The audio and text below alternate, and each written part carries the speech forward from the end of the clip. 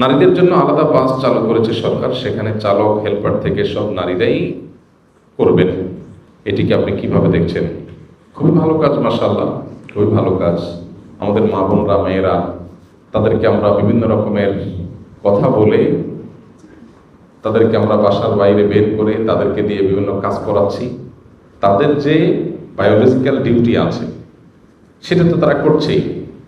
সন্তান গর্ভে ধারণ করছে, সন্তানকে দুগ্ধ দান করছে, এগুলো তো পুরুষ ভাগ করে দায়িত্ব নিতে পারে না। এগুলো তাদের করাই লাগতেছে, সারা জীবনের জন্য কষ্ট আছেই। এরপরে আবার এক্সট্রা তাদের উপরে দায় চাপায় দিলাম। সংসার চালানো যে পুরুষটার কাজ, আমরা বিভিন্ন মুখরোচক স্লোগান দিয়া বউরেও বাইর করে দিলাম।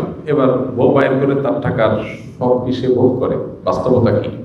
সেও একটা পার্ট দেয় সংসারে বেশিরভাগ ক্ষেত্রে।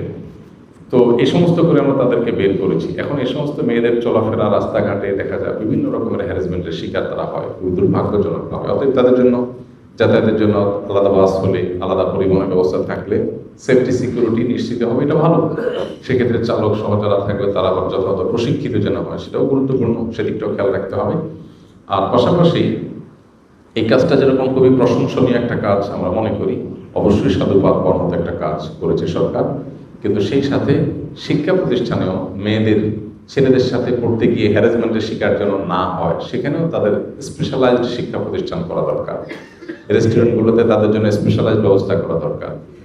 আমরা দেখি আমাদের দেশে মেয়েদের স্পেশালাইজড যে সমস্ত শিক্ষা প্রতিষ্ঠান আছে সেগুলো খুব সুনামের সাথে পড়ালেখা হয়ে আসছে।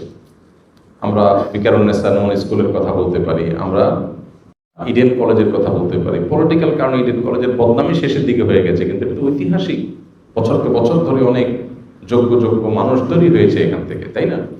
অতএব মেয়েদের বিশেষায়িত শিক্ষা প্রতিষ্ঠান থাকলে তার পড়ালেখার মান যে ভালো হয়, তার উজ্জ্বল উদাহরণ তো এই দুটি, এরকম আরো উদাহরণ আছে।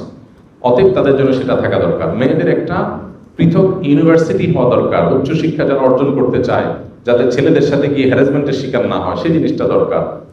এটা বাংলাদেশে চট্টগ্রামের নামকাস্তে একটা আছে, তাও সেটা ইসলামী আইডিওলজিক্যাল জায়গা থেকে তারা চলে না, সেখানে ধার্মিক মেয়েদের জন্য যাওয়া কঠিন হয়। কিন্তু ঢাকায় সেরকম কিছু নাই। তো এরকম প্রতিষ্ঠানও হওয়া দরকার। আমরা আশা করবো যে সে উদ্যোগও যথাযথ কর্তৃপক্ষ নেবেন। আল্লাহ তাআলা তাদেরকে তৌফিক দান করুন।